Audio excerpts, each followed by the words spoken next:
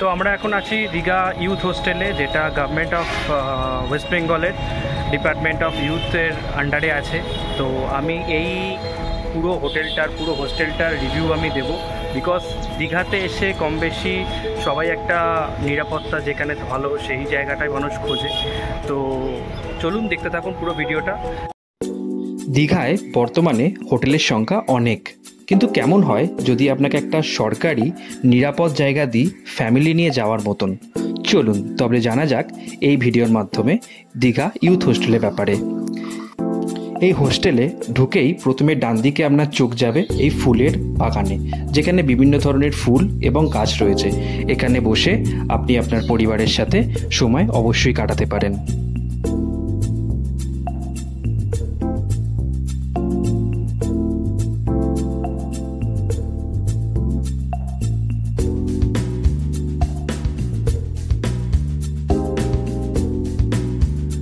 Digha youth হোস্টেলে প্রবেশ করার পর বাঁদিকে আপনার চোখ যাবে এই বিল্ডিংটির ওপর। এই বিল্ডিংটি হলো দীঘার ইউথ হোস্টেলের অ্যানেক্স বিল্ডিং, যেখানে অ্যাডিশনালি পর্যটকদের থাকার সুব্যবস্থা করা হয়েছে।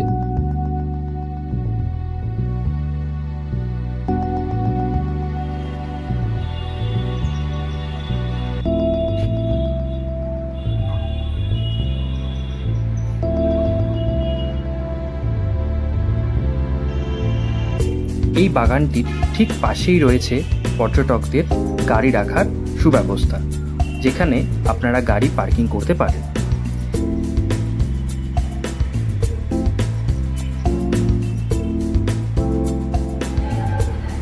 এবার চলুন দীঘা ইউথ হোস্টেলের একটা ইনসাইড ট্যুর করা যাক। প্রথমেই আপনার চোখ পড়বে একটা রিসেপশনের দিকে, যেখানে অনেক সোফার ব্যবস্থা রয়েছে। এরই ঠিক ডান দিকেই রয়েছে দীঘা ইউথ হোস্টেলের অফিস ঘর। অনলাইনে বুকিং করার পর এই অফিস ঘরেই আপনাকে আসতে হবে।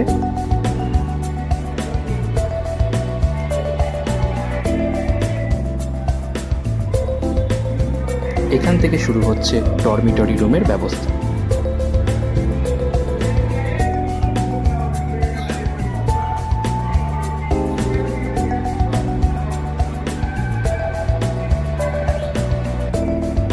এখানে জলের জন্য প্রতিটা ফ্লোরে রয়েছে অ্যাকোয়াগার্ডের সুব্যবস্থা। এবং বলে রাখি, দীঘা ইউথ হোস্টেলটা সম্পূর্ণ সিসিটিভি ক্যামেরার আওতায়। তাহলে এবার আপনারা আন্দাজ করতেই পারছেন এর নিরাপত্তার ব্যবস্থা হিসাবে। এই ছিল একতলার কমন এরিয়া। চলুন এবার দেখা যাক দুতলায় আমরা কি দেখতে পাই। প্রথমেই আপনারা একটা কমন এরিয়া পাবেন, যেখানে আপনারা আপনাদের স্পেয়ার টাইম অবশ্যই কাটাতে পারেন। সাথে করে যখন আপনারা সমুদ্র স্নান সেরে আসবেন, আপনারা জামা কাপড় শুকানোর জন্য এই সমস্ত জায়গা আপনারা ডেফিনেটলি ইউজ করতে পারেন। একতলার মতোই দুতলায় কিন্তু রয়েছে বসার জন্য সোফার ব্যবস্থা। এখানে রয়েছে একটা রুম।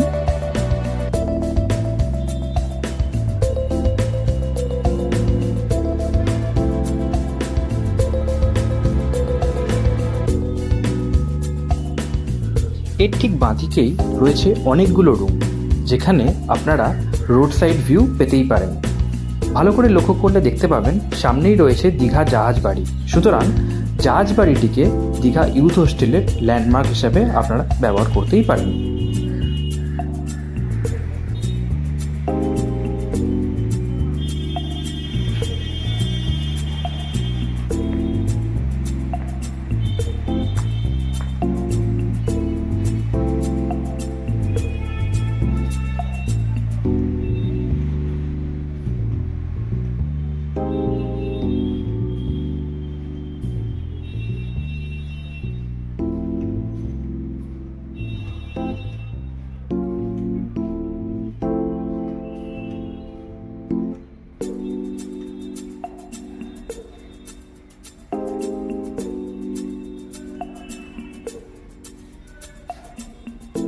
দীঘা স্টেশন থেকে এই হোস্টেলটার দূরত্ব হাঁটা পথে মিনিট 5-7। আপনারা এখান থেকে অটো কিংবা টোটো দুটো উপায় আসতে পারেন।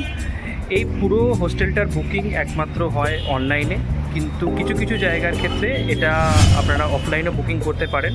আমি ডেসক্রিপশানে সমস্ত কিছু দিয়ে দেবো কীভাবে কী বুকিং করতে পারেন। তবে আমি বলবো এটা অনলাইনে করলে অনেক বেশি সুবিধা। আপনারা আপনাদের মতন করে মানে রুম ক্যাটাগরি আপনারা বুক করতে পারেন। হলো আমাদের রুম নাম্বার 1 ইউথ হোস্টেল।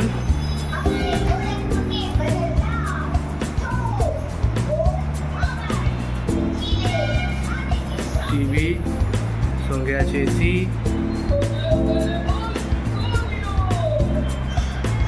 আর এই সুন্দর একটা ব্যালকনি, যেটার পুরো ভিউ আসবে বাইরে থেকে। আমি একবার বাথরুমটাও দেখিয়ে দিচ্ছি।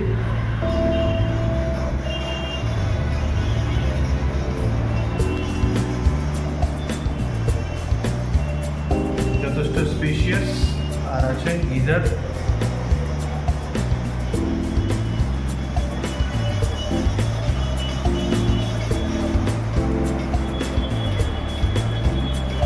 কেমন লেগেছে? ভালো লেগেছে। রুমটা তো খুবই সুন্দর, মানে খুবই ভালো। রুমটা এত ভালো লেগেছে যে মনে হচ্ছে আরো থেকে যাই। আর এসি ব্যবস্থাও ছিল, সব জল সব সময় আছে, গিজার তো আছেই। শুধু একটা জিনিস নেই, সেটা হচ্ছে জেনারেটর। কারেন্ট চলে গেলে জেনারেটর ব্যবস্থাটা নেই, সমস্যা।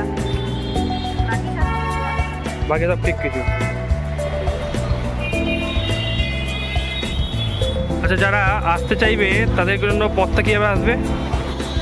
জাহাজবাড়ির উল্টো দিকেই হচ্ছে আমাদের হোটেলটা। এই যে এইদিকে হচ্ছে জাহাজবাড়ি, তাই তো? এই জাহাজবাড়িটা ঠিক এইদিকে, এখান দিয়ে আসতে হবে। আর পাশেই আছে অমরাবতী পার্ক।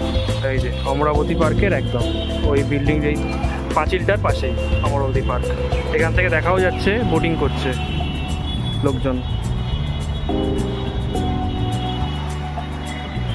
আমার তো এই দীঘার ইউথ হোস্টেল থাকার অভিজ্ঞতা খুব ভালো ছিল, কারণ এখানে প্রপার ফ্যামিলি অ্যাটমসফিয়ার এখানে আছে। এবং এখানে বলতে গেলে রাত্রির 11টার মধ্যে মেন গেট দরজা বন্ধ হয়ে যায়। তো আপনারা চাইলে অবশ্যই ভিজিট করতে পারেন এই হোস্টেলে। অনলাইনে বুকিং করে নেবেন যখন আপনারা এখানে আসবেন দীঘাতে। আর আপনাদের কেমন লাগলো পুরো ভিডিওটা অবশ্যই জানাবেন। চলুন, টাটা, বাই।